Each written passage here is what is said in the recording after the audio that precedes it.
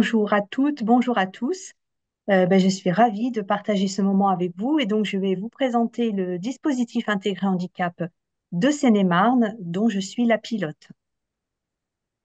Alors, quelques éléments de contexte pour commencer. Les dispositifs intégrés handicap sont financés par l'Agence régionale de santé Île-de-France. On a un début d'activité en 2016, d'abord sur 4 départements que je vous ai Wow. indiqués ici, avant l'extension aux 4 autres départements qui n'étaient pas encore ouverts, et ce, en 2019, pour couvrir la région. Pourquoi l'ARS Île-de-France a souhaité donc financer les dispositifs intégrés handicap? Pour plusieurs raisons. D'abord parce que les besoins et attentes des personnes en situation de handicap et des familles changent.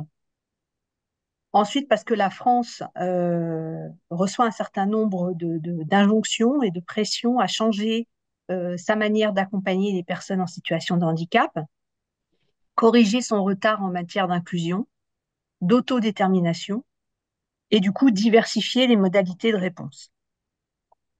Alors évidemment, on est dans un contexte de bouleversement, on est dans un contexte de transition, et toute transition doit s'accompagner. C'est la raison de la mise en place des dispositifs intégrés. Pourquoi? Parce que les dispositifs intégrés donc, ont 4 grandes missions sur chacun des territoires, chacun des départements, identifier les ressources du territoire pour couvrir les besoins et attentes des personnes et recenser ces ressources, les mettre à jour, les actualiser et mettre aussi du lien entre les partenaires. Ensuite, on a une mission d'observatoire. Observer, partager avec les acteurs et faire remonter les freins et les leviers de façon toujours anonymisée, bien sûr, formaliser les problématiques, c'est-à-dire qu'on est sur des constats qui vont être récurrents, qui vont être globalisés pour vraiment identifier ce qui fonctionne bien et ce qui fonctionne moins bien. Il y a une mission d'animation de territoire sur les sujets liés au handicap. Dans ce cadre, en tant que pilote, moi, je participe aux travaux départementaux qui sont liés au parcours des personnes en situation de handicap. J'y reviendrai sur la diapo suivante. Et puis, je propose aussi et j'anime ou co-anime des groupes de travail, des événements, des conférences, des forums, des échanges sur tous les sujets qui sont liés au handicap. Et le quatrième point, c'est accompagner les situations dites complexes, en identifier les causes et les solutions qu'on parvient à mettre en place. Nous sommes une équipe de 3 personnes, moi en tant que pilote, et j'ai donc à mes côtés 2 coordinatrices de parcours complexes, pour l'instant dans une logique de une coordinatrice pour le Nord, une coordinatrice pour le Sud, avec la Nationale 4 comme limite entre les deux. Alors sur l'animation territoriale, il y a 4 façons de parler de l'animation territoriale. On est bien sûr sur la concertation clinique entre professionnels, entre partenaires autour d'une situation spécifique. Donc là, voilà, je vous ai mis des exemples, mais c'est sans limitation, bien sûr. Il y a, comme j'en ai parlé précédemment, le fait de construire et de participer à la construction d'événementiels pour justement communiquer, déconstruire les représentations du handicap, expliquer aussi les étapes dans la transformation de l'offre. Et ça, c'est entre autres la journée réponse accompagnée ou le forum des ESMS et partenaires qui s'est tenu au mois d'octobre, auquel certains d'entre vous ont pu participer. Les groupes de travail, là, on va être plutôt sur des thématiques précises. On va travailler avec un groupe de partenaires impliqués sur une thématique pour lever des freins, pour trouver ensemble de nouveaux outils, impulser, partager de nouvelles pratiques. Donc là, on est vraiment sur des thèmes précis. Et en ce moment, par exemple, je co-anime avec une partenaire un groupe de travail avec les coordinateurs et coordinatrices en ESMS, c'est handicap, c'est une nouvelle profession. Et donc, on travaille ensemble à savoir si c'est homogène ou pas en Seine-et-Marne, s'il faut qu'on se crée des outils à partager pour affiner cette nouvelle mission. Et ce que j'appelle la concertation stratégique, c'est plutôt les travaux départementaux dont je parlais précédemment, où là, on est avec l'ARS, la DDARS, le conseil départemental, la MDPH, l'éducation nationale, la caisse primaire d'assurance maladie et la CAF, à se poser autour de problématiques qui sont plutôt liées au système, c'est-à-dire des questions réglementaires, des questions financières, qui peuvent être des points de blocage dans les parcours des personnes et en particulier dans un moment où on change la façon d'imaginer les parcours des personnes pour répondre à leurs besoins. La coordination de parcours complexes, donc là, c'est l'accompagnement des situations individuelles. Euh, alors, pour qui? Euh, donc, le dispositif intégré handicap a vocation à pouvoir accompagner les personnes en situation de handicap de tout âge, à condition qu'elles habitent sur la Seine-et-Marne, même s'il n'y a pas encore de reconnaissance MDPH. Donc, c'est avec ou sans notification. On va avoir une situation qui va présenter une accumulation de déficiences ou de problèmes de santé au sein d'une famille, des difficultés pour gérer des démarches administratives qui sont multiples, que ce soit dans le milieu ordinaire ou pour les droits spécifiques, souvent une situation sociale dégradée, des situations dites sans solution, c'est-à-dire qu'on est pour des personnes qui ne sont pas encore accompagnées par un ESMS handicap, et souvent accompagnées par des professionnels déjà qui nous formalisent cette demande de pouvoir prendre le relais sur de la coordination renforcée. Le dispositif intégré handicap va réaliser une évaluation globale de la situation, c'est-à-dire au regard du handicap, mais aussi au regard du retentissement sur la personne et sa famille de la situation dans son ensemble. Pour ça, on va faire une visite à domicile, souvent avec l'adresseur, la première. On va recueillir les souhaits et attentes de la personne et de ses proches, et on va recueillir l'ensemble des éléments du parcours auprès des professionnels. Là, on va identifier du coup les besoins à couvrir et donc les acteurs à aller solliciter. En plus de ceux qui sont déjà mobilisés sur la situation, on va aller identifier les acteurs qui manquent et solliciter les acteurs qui manquent. Définir un plan d'action complémentaire et articulé en priorisant les actions. Ça veut dire que voilà, si les besoins primaires déjà ne sont pas bien couverts, on va faire en sorte qu'un partenaire qui peut intervenir sur les besoins de première nécessité soit le premier à mobiliser. Et on va graduellement chercher à couvrir les besoins en fonction de l'urgence en quelque sorte. Et donc, accompagner la mise en place des réponses, ça veut dire en garantir la cohérence. Et quand il y a beaucoup de partenaires, il faut veiller à ce que on chemine ensemble dans le même sens et qu'il n'y ait pas une intervention qui vienne en percuter une autre. Donc ça, c'est ce qu'on appelle la coordination renforcée. Dans quel but?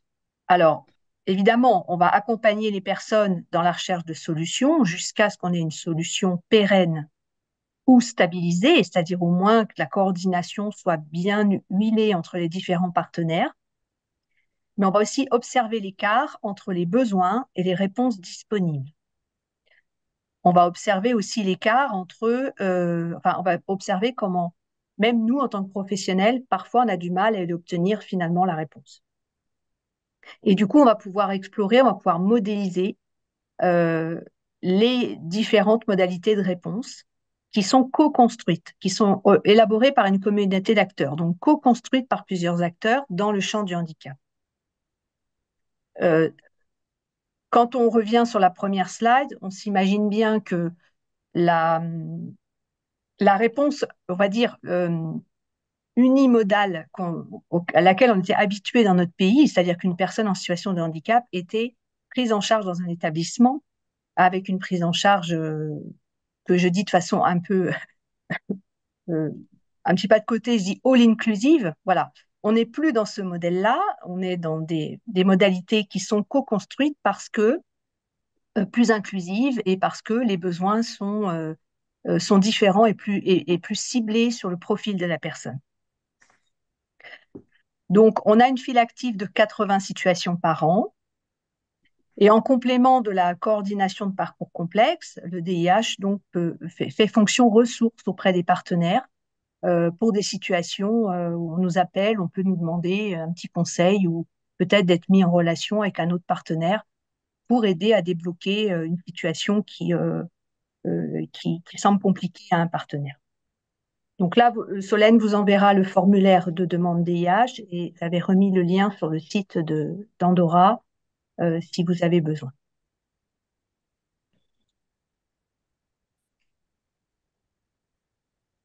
Quand on parle de situation complexe, pour nous, on parle finalement d'une accumulation de critères de vulnérabilité.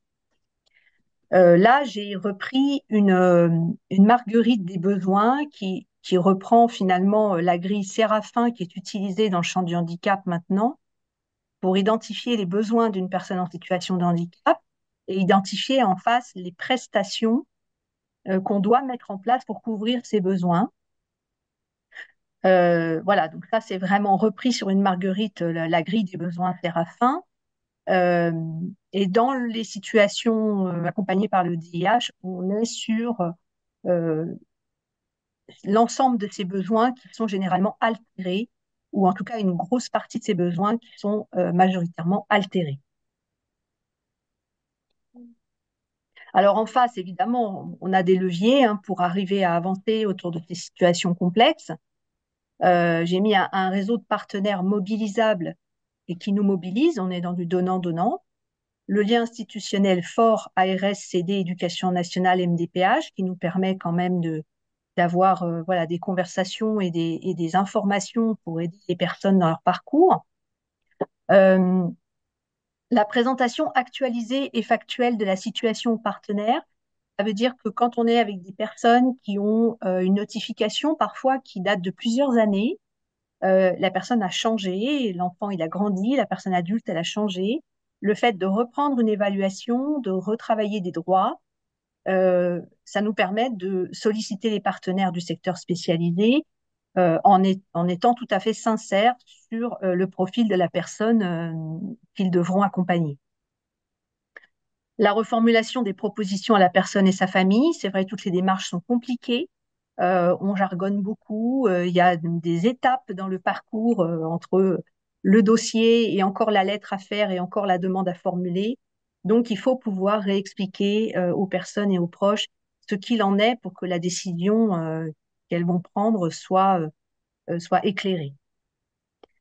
L'actualisation des droits spécifiques, ça revient à ce que je vous disais précédemment, c'est très souvent on refait un dossier MDPH avec du coup des bilans, avec du coup une réflexion autour des besoins de la personne pour être sûr d'avoir l'ouverture des droits qui soient les plus proches possibles des besoins de la personne. Du coup, le fait d'accompagner au rendez-vous de préadmission, le fait d'aller à toutes les synthèses, les ESS où il est question bien sûr de la situation pour soutenir la personne et puis aussi pour réexpliquer et pour faire part de son souhait et de ses attentes pour que les décisions soient vraiment prises dans le sens qui vont en adéquation avec ses souhaits. Et donc, le DIH va rester en veille et en soutien des partenaires une fois que la situation est, on va dire, sortie de la complexité, s'il y a une admission, par exemple, dans un établissement ou un service.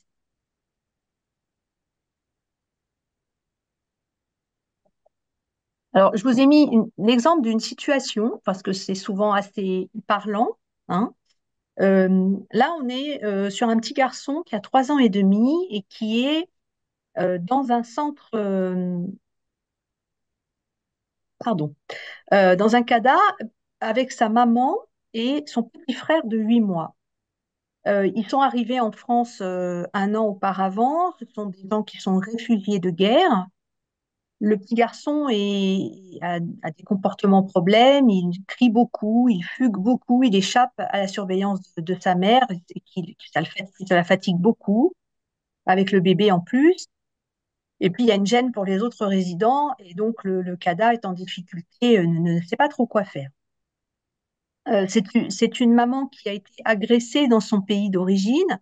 Elle avait le petit garçon accroché dans son dos et elle avait le bébé dans son ventre et elle a été projetée contre un mur. Voilà. Et donc, en fait, on ne sait pas euh, quelle est l'origine des troubles du comportement de ce petit garçon. Donc, on va faire d'abord un accompagnement en soins, c'est-à-dire qu'on va solliciter la PMI pour première visite de médecine générale, on va dire, hein, et en même temps une consultation spécialisée dans un service pour les tout petits, en psychiatrie, pour les tout petits. Le médecin de la PMI va demander le scanner cérébral, le syndrome de bébé secoué est écarté et le diagnostic de TSA est posé. À partir de là, l'équipe du CMP fait le dossier MDPH, le premier dossier MDPH, et les droits sont ouverts. Donc, le petit garçon va pouvoir être scolarisé pour la première fois à temps partiel avec l'AESH et le transport. Comme il n'y a pas possibilité pour la maman de toucher les allocations familiales, on va solliciter nos collègues du PCPE, c'est un autre service de l'association Andorra, qui lui peut financer des interventions pour des personnes qui n'ont pas la possibilité de les payer. Et donc le PCPE va mettre en place des interventions éducatives et aussi des bilans sensoriels, des bilans sur la communication. C'est un petit garçon qui ne parle pas, hein, euh, pour, euh, pour qu'on sache vraiment où sont ses difficultés et ce qu'on peut faire pour ce petit garçon. Et puis le temps passe, il y a un début de langage, parallèlement à une diminution de l'agitation. Le statut de réfugié est accordé à la maman. Ses relations avec le voisinage se sont améliorées. Elle va du coup, par contre, être dans l'obligation de quitter le foyer puisque sa situation est régularisée et elle va toucher les allocations avec rétroactivité. Donc là, elle déménage, elle s'installe dans un logement à bail glissant. C'est loin de là où elle était, donc c'est un vrai changement, changement d'école. Et nous, à ce moment-là, on passe le relais à un dispositif de proximité, puisqu'on est sorti de la complexité. Seulement voilà, il y a une difficulté pour le suivi avec le nouveau CMP de l'endroit où du coup ils sont installés. Le dossier NDPH est à refaire, l'école est en difficulté, on n'arrive pas à avoir le certificat médical pour faire refaire ce dossier MDPH. Et il est sur liste d'attente pour du CESAD et en fait, il est pas admis et la situation se redégrade. Donc, il y a une nouvelle entrée au DIH à ce moment-là.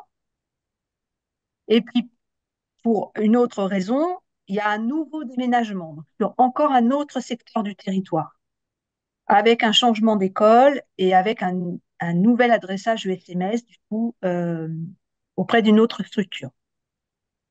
Bon, finalement, il a été admis récemment dans un CESAD et le logement est très bien, la maman est très contente et elle est en train de commencer à travailler. Vous voyez, du coup, sur une situation comme ça, on est sur une durée d'accompagnement de 2 ans et demi, puis à nouveau 1 an et demi. Voilà ce que je voulais vous dire. Après, là, j'avais mis les motifs, les motifs de la demande auprès de nous en fonction des différents formulaires et quand on analyse voilà, les situations, vous voyez, du coup, le besoin de coordination arrive en premier. Et l'épuisement familial, c'est vraiment quelque chose de très prégnant, hein, avec du coup des problématiques sociales ensuite, et puis l'absence d'accompagnement médico-social spécifique après. Et puis par la suite, voilà, on est quand même, c'est pas la plus grosse volumétrie, les situations où il y a mise en danger, mais il y en a quand même un petit peu. Donc moi, j'ai fini la présentation. Merci. Je vais arrêter le partage. Alors, on avait dans le chat une question au niveau du public, mais je pense que la présentation de la situation a en partie répondu à la question, qui était de savoir si les personnes en centre d'hébergement et sans titre de séjour pouvaient être concernées par l'accompagnement du DIH. Alors, c'est presque la majorité de nos situations pour le coup, hein. On en a beaucoup, que ce soit au nord ou au sud, de ces situations, voilà, où il y a à la fois de logement social avec l'exiguïté qui peut aller avec, bien sûr, et en plus, souvent, pas un seul enfant en situation de handicap dans la famille, parfois même les parents, du coup. Donc, une famille avec plusieurs situations de handicap, oui. Et donc, pour compléter, est-ce que l'intégration au dispositif dépend de la domiciliation de la personne? En Seine-et-Marne, forcément.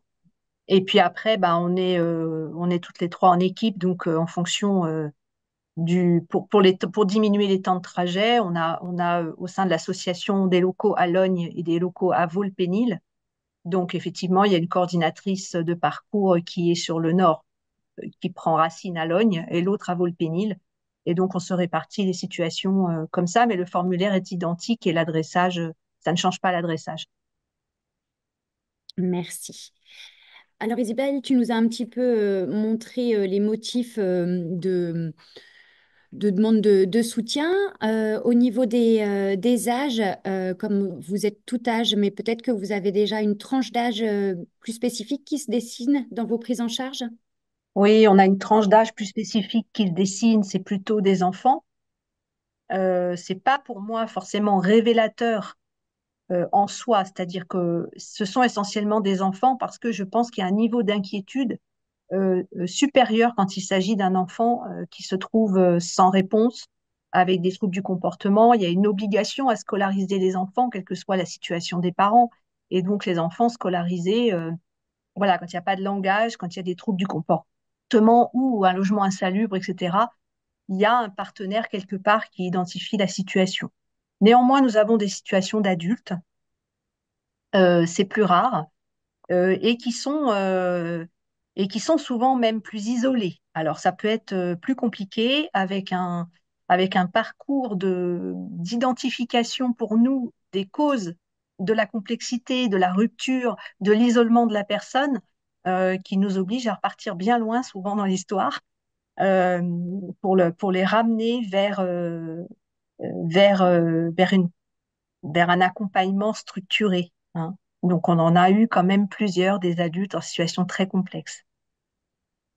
Très bien. Qui vous sollicite, les familles, les professionnels? Alors, normalement, ce sont les professionnels. Normalement, ce sont les professionnels parce que le cahier des charges précise qu'une situation complexe est rarement identifiée par personne. Euh, les familles peuvent nous solliciter en direct. Ce qu'on a repéré, c'est que généralement, ça ne fonctionne pas. Voilà.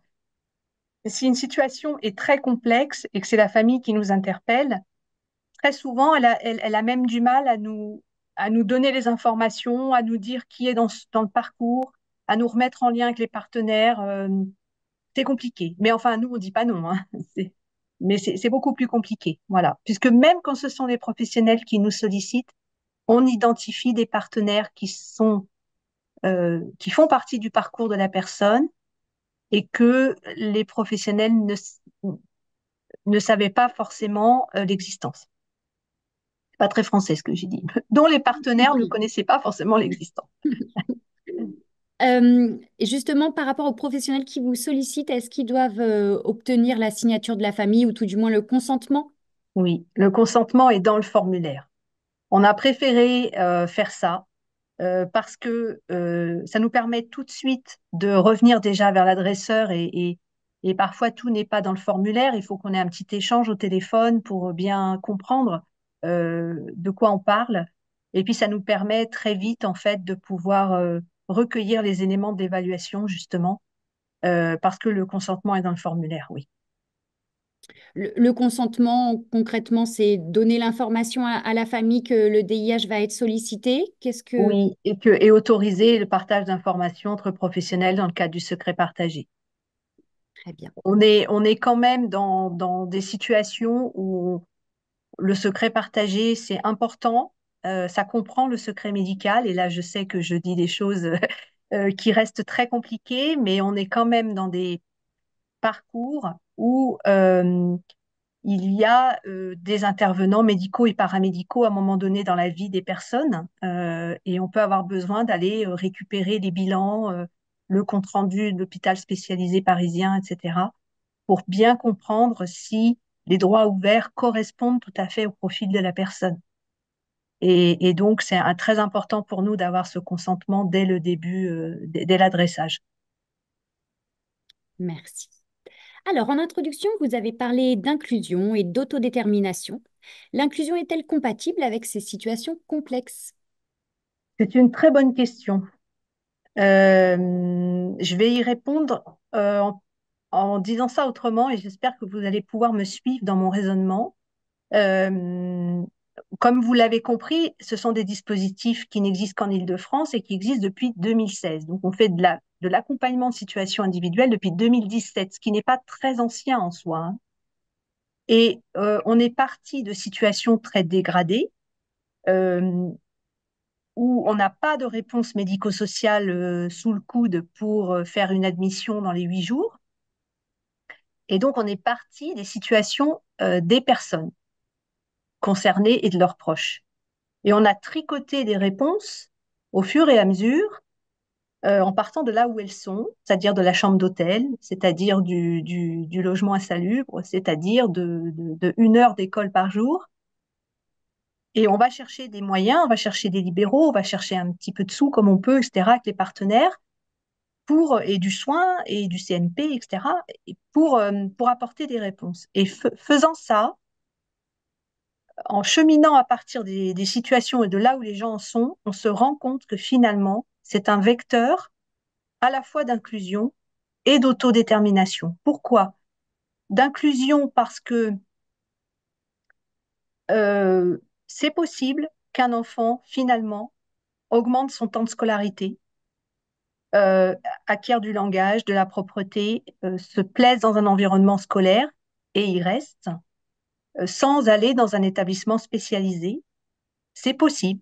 Je vous dis pas que c'est à chaque fois, mais on l'a vécu, c'est possible qu'ils sortent du DIH sans avoir été admis dans un établissement médico-social, mais parce que la réponse co-construite correspond à son profil et à ses besoins qui a évolué. Première chose. Deuxième chose, autodétermination. Pourquoi? Parce que on prend sur nos épaules la lourdeur de la coordination au début du parcours, avec des familles épuisées, on l'a vu dans les critères, hein, qui ont fait plein de démarches, qui ne comprennent pas pourquoi. On a ouvert des droits, mais ça n'a abouti sur aucune réponse. Les gens n'en peuvent plus. Donc, on prend sur nos épaules cette coordination au début, et au fur et à mesure, on va leur rendre les clés, on va leur rendre les outils qui vont leur permettre d'être autonomes après dans la suite des parcours, de savoir dire de quoi elles ont besoin, de savoir faire leurs papiers, être vigilants sur les renouvellements à faire, etc. Et ça aussi, on se rend compte avec le temps que finalement, à partir de ces situations très dégradées, on redonne aux personnes une capacité d'agir. Vous voyez? Donc, c'est l'expérience qui nous a montré ça. Et en même temps, ces parcours co-construits à partir du domicile, quel qu'il soit, euh, modélisent quelque part une autre façon de répondre au handicap aujourd'hui, autrement que d'être dans un établissement 210 jours par an ou 365 jours par an. Merci. Alors, il y avait une question précédente, mais voilà, savoir si les DIH existaient sur la Seine-Saint-Denis. Absolument, absolument. Donc, ils existent en Île-de-France et seulement en Île-de-France. Ça a fait un peu des jaloux quand on était sur des travaux avec la CNSA parce qu'il y avait des régions qui nous disaient on aimerait bien. Mais oui, sur les 8 départements d'Île-de-France, vous avez un DIH, absolument. Merci. Alors, une question là un petit peu ciblée sur les possibilités de sollicitation du DIH. Est-ce que le DIH peut être compétent, sollicité, lorsqu'il y a une fin de prise en charge CESAD suite à une fermeture du CESAD ou un déménagement qui nécessite un transfert de CESAD, mais pas de place sur le nouveau?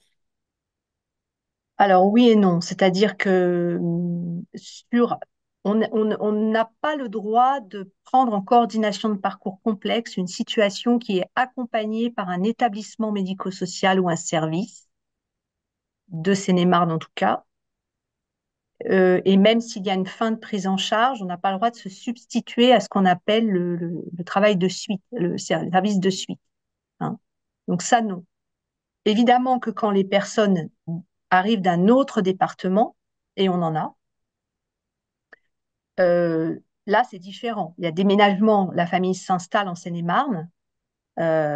Évidemment que si l'établissement source ne fait pas ce travail de suite pour essayer de trouver une solution auprès d'un collègue de Seine-et-Marne, c'est possible de solliciter le DIH. Mais une fois encore, le DIH n'est pas là pour On ne va pas rentrer au DIH parce qu'on est en attente d'une place dans un établissement médico-social. Faut qu'on soit clair là-dessus parce qu'on n'a pas de passe-droit, pas plus que les autres, et on ira plus vite, on n'ira pas plus vite que les autres. Donc, la situation DIH, il faut qu'il y ait d'autres d'autres besoins impactés, comme je l'ai dit au début, pour la personne et pour ses proches, et pas seulement la recherche d'un établissement. Merci. Est-ce que vous aidez les familles à construire un dossier MDPH ou est-ce que vous orientez? Et en cas de besoin AESH, que est-ce vous qui, pardon, orientez la famille vers un professionnel? Alors, on va faire la coordination. Ça veut dire qu'a priori, c'est pas nous qui allons remplir le dossier MDPH avec la famille. Notre travail à nous, c'est de faire en sorte que les partenaires dont c'est la mission soient identifiés par les familles et qu'elles sachent, parce que nous, on est transitoire dans leur vie, hein, et donc qu'elles sachent qu'elles peuvent, auprès de la MDS, auprès du PAT, auprès du CCAS, etc., avoir quelqu'un qui va les aider à remplir ce dossier MDPH aujourd'hui, et puis dans 5 ans, et puis dans 8 ans. Mais bien sûr, on va aider. Et on va aider aussi, comme je vous le disais, en cherchant à mettre en place des interventions libérales ou autres, à faire des séjours de répit, etc., qui vont apporter des billes à mettre avec le dossier pour que précisément, derrière, les notifications correspondent vraiment aux besoins de la personne. Voilà. Exceptionnellement, on peut remplir le dossier, mais normalement, c'est pas notre tâche. Notre tâche, c'est de réorienter vers les partenaires dont les guichets qui peuvent le faire. Et la deuxième question, excuse-moi, Solène. Oui, c'était en cas de besoin d'AESH, est-ce vous qui orientez la famille vers un professionnel? Ah, il peut pas y avoir de situation d'un enfant accompagné par le DIH sans qu'on soit en lien avec l'ERZ et avec l'établissement scolaire. C'est automatique qu'on soit en lien avec l'ERZ et l'établissement scolaire. Donc nous, on ne va pas chercher la ESH. Par contre, on va rentrer en lien avec l'ERZ pour alerter si jamais euh, les problèmes de scolarité sont liés à l'absence d'AESH, par exemple. Après, comme je vous le disais tout à l'heure, on peut être en lien avec l'éducation nationale, l'ARS, le CD, etc., pour les situations très, très complexes qui sont connues des institutions, parce que il y en a hein, qui sont voilà, identifiées par les institutions, puisque à répétition, ça pose des soucis, et on réfléchit tous ensemble. Mais nous, en tout cas, sur les situations accompagnées par le DIH, ça passe par l'ERZ, et on va solliciter l'ERZ et travailler conjointement avec l'ERZ. Merci. Alors, pour les questions dans le chat, nous avons fait le tour. Est-ce qu'il y en aurait encore une qui arrive? Non, j'ai pas l'impression. Est-ce qu'il y a quelqu'un qui a envie de poser une question peut-être en prenant la parole? C'est le moment.